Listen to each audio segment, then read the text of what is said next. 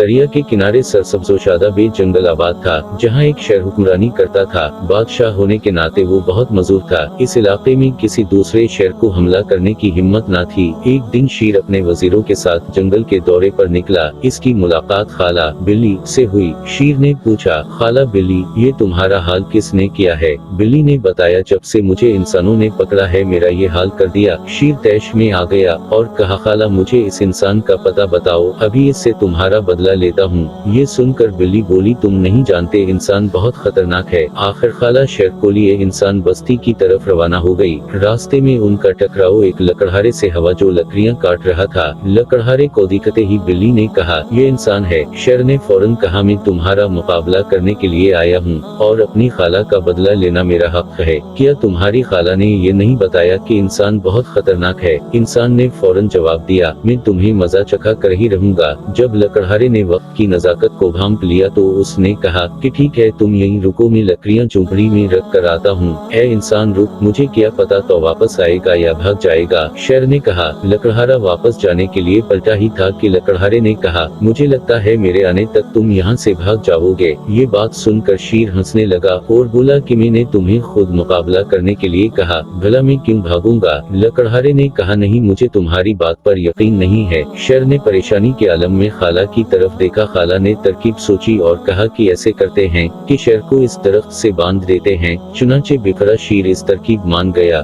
जो ही शेर दरख्त से बांध आ गया, लकड़हारे ने मोटी लकड़ी उठाई और शेर की पिटाई शुरू कर दी और पूरे जंगल में शेर की चीख व पुकार सुनाई देने लगी। अच्छी तरह शेर को पीटने के बाद लकड़हारे ने कहा कि बिल्ली, अपने भांजे का ख्याल रखो, मैं अभी आता हूँ। ये सुनना था कि बिल्ली शेर के पास आई और कहा कि भांजे, मैंने तुमसे कहा था कि इंसान बहुत खतरनाक होता है, अब सजा भुगतो, अपने गुरूर की।